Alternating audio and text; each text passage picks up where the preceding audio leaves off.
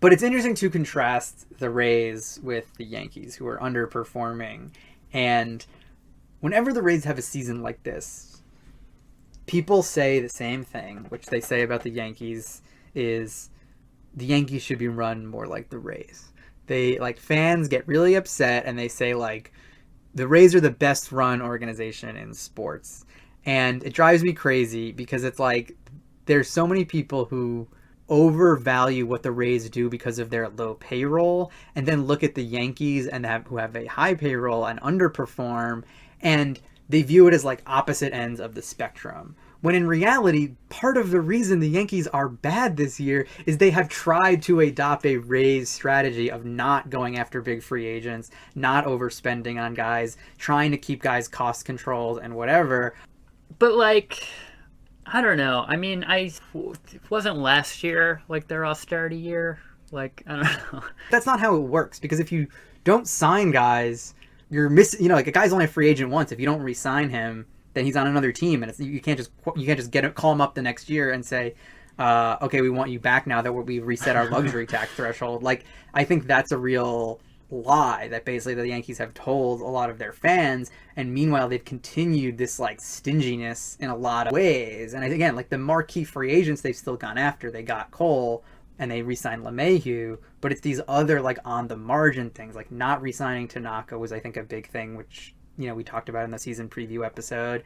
And right now the Yankees, I mean, Michael King has been a decent starter and their starting pitching overall has been good, but it wasn't a shock that Corey Kluber got hurt.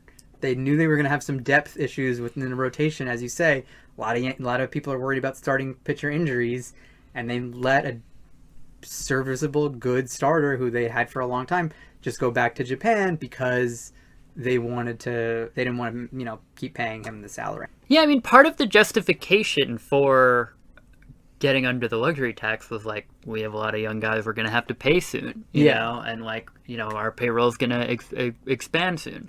But now a lot of those young guys are not performing and are not going to. I mean, I think you look at like what they've done with guys like Clint Frazier and Andujar.